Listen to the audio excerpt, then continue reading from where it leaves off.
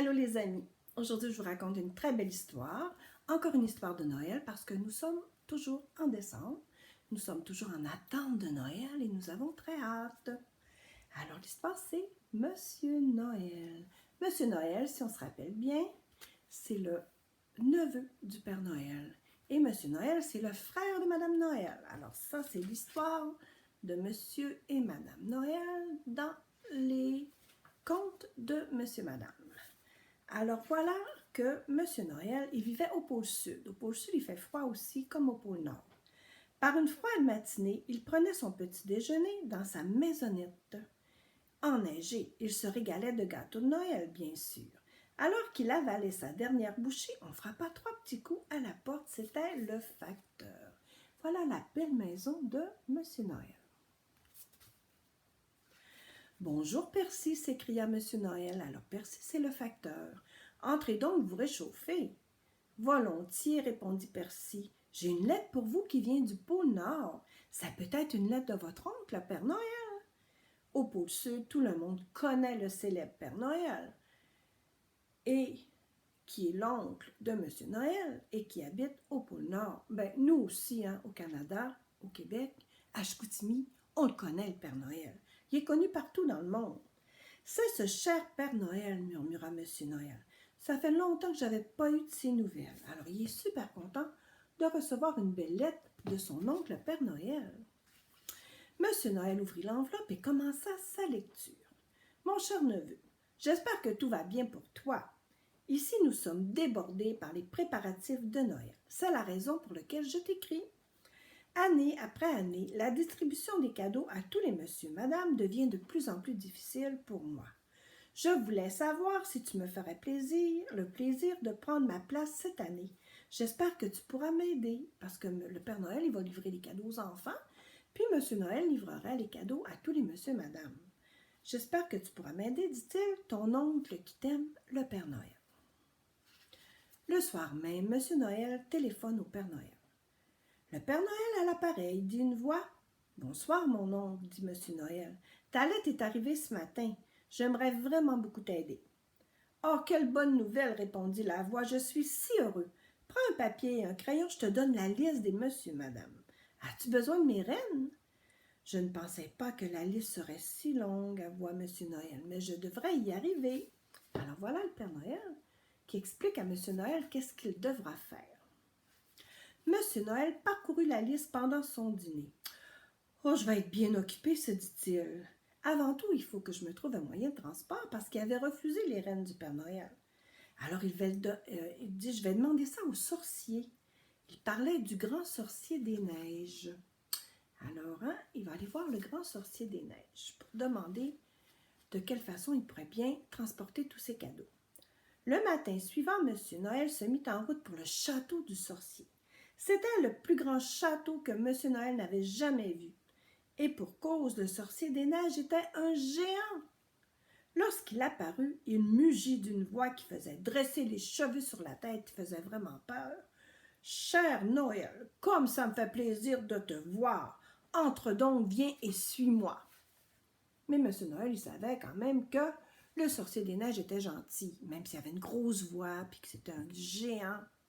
« Qu'est-ce qui t'amène, tonna le sorcier? » Monsieur Noël lui raconta toute l'histoire. Il lui dit qu'il avait besoin pour sa mission d'un véhicule très spécial.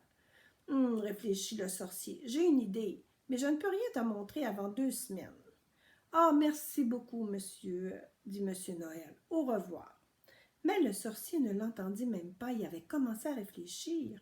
Il était plongé dans ses réflexions. Comment il allait faire pour aider Monsieur Noël? 2 semaines plus tard, Monsieur Noël reprit le chemin de l'immense château. « Ah, te voici, gronda le géant.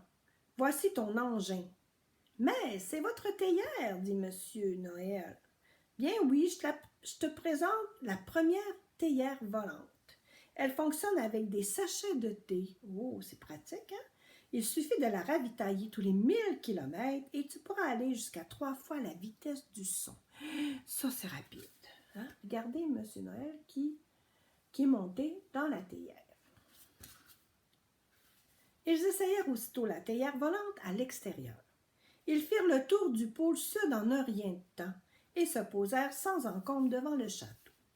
Alors, demanda le sorcier des neiges. « Oh, c'est fabuleux, dit M. Noël, ravi de l'invention qu'il venait d'essayer. Alors, il va pouvoir livrer ses cadeaux avec la théière de Monsieur le géant. » Le soir venu, M. Noël entreprit de dresser la liste des cadeaux pour tous les monsieur et madame.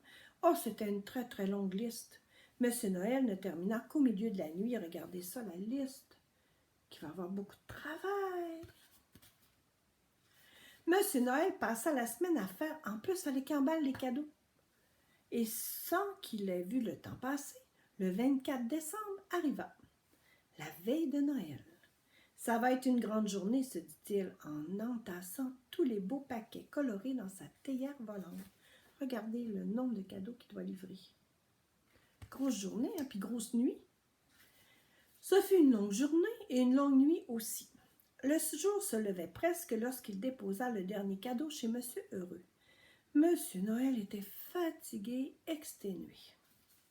Au matin de Noël, tout le monde se mit à déballer ses cadeaux. On va voir qu'est-ce qu'ils ont eu comme cadeau. À 7 heures du matin, M. Tatillon, et voilà M. Tatillon, il ouvre son paquet, puis qu'est-ce qu'il y a dans le paquet? 365 chiffons jaunes pour faire son ménage. Un pour chaque jour de l'année. Alors, M. Tatillon était très content, parce que M. Tatillon, il veut toujours faire les choses parfaitement. À 5h07, M. Petit ouvre son cadeau. Un bonbon à la banane, enveloppé dans du beau papier, un vrai festin. À 7h10, M. Glouton déballe son paquet. Un livre de cuisine intitulé « La 1001 délices ». Il se frotta le ventre de satisfaction.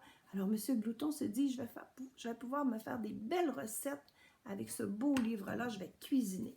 Alors, on les voit qui sont tous heureux de leur cadeau. À 7h15, M. Grand découvrit sa nouvelle paire de chaussettes, la plus grande jamais vue naturellement, il y a tellement de grandes jambes. À 7h20, M. Méli-Mélo, M.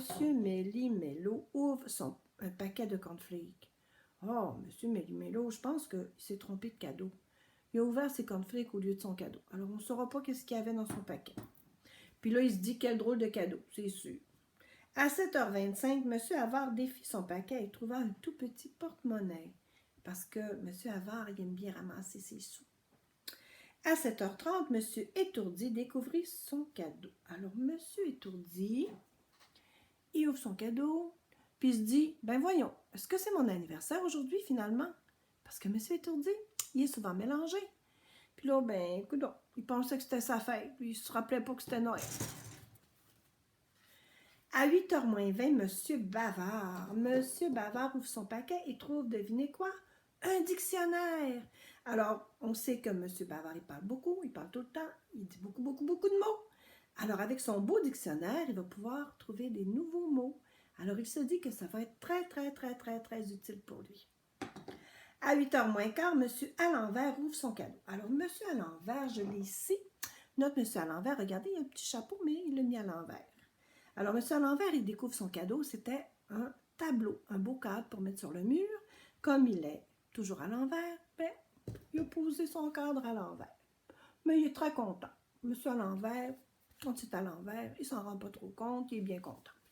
À 8h moins 10, M. Malpoli ouvre son paquet. M. Malpoli, qui n'est pas très poli, il ouvre son paquet et qu'est-ce qu'il a reçu en cadeau? Un gratte d'eau en or pour le rendre plus gentil. Est-ce que ça va fonctionner? Pas sûr. À 8h moins 5, M. Rigolo ouvre son cadeau. C'est un livre de farces rigolotes qu'il a hâte de tester sur ses amis parce que M. Rigolo, il aime beaucoup raconter des farces. Puis à 8h précises, M. Étonnant, je l'ai ici, le beau M. Étonnant, il ouvre son cadeau. C'était un truc électrique, automatique, instantané, numérique, informatique, je ne sais pas trop. C'était vraiment un cadeau étonnant. Alors, qu'est-ce que c'est? Il n'y en a aucune idée, regardez donc. Alors, moi non plus, j'en ai aucune idée. Là. Regardez, c'est ça son cadeau, c'est vraiment bizarre. C'est vraiment étonnant, mais M. Étonnant est quand même content. Peu après 8h, le téléphone sonne. « Bonjour » gronda une voix. « Bonjour » répondit M. Noël. « Bonne fête ! Je vous souhaite un joyeux Noël aussi, dit en riant son oncle, le Père Noël. Comment cela s'est-il passé? Oh, ça s'est bien passé, mais je viens juste d'arriver. Moi aussi, soupira le Père Noël. Je suis resté bêtement coincé dans une cheminée au Canada. Je crois que j'avais trop mangé. Et voilà, c'est la fin de cette histoire. Enfin, presque. Pas exactement, parce que il y a un petit monsieur qui est très, très lent. Il s'appelle Monsieur Lent. Puis il a ouvert son cadeau très, très tard dans la journée. Je pense qu'il était quasiment... c'était quasiment rendu le jour de l'an. Alors regardez, notre monsieur là, ça y a tellement pris du temps à ouvrir son cadeau. Qu'est-ce qu'il y a dedans? On ne le sait pas. Est-ce qu'il est content? Je pense que oui. Alors voilà, c'était l'histoire de Monsieur Noël, le neveu du Père Noël, qui va l'aider à aller porter les cadeaux au monsieur et madame. Alors voilà, est-ce que tu as hâte de voir ton cadeau, toi? Moi, j'ai très hâte de voir mon cadeau. Alors, on a encore quelques jours à patienter. D'ici là, il faut être sage et gentil. Il faut aller se coucher quand nos parents nous le disent. Et là-dessus, je vous dis bonne nuit. Je vous donne plein de bisous, les amis. Bye bye!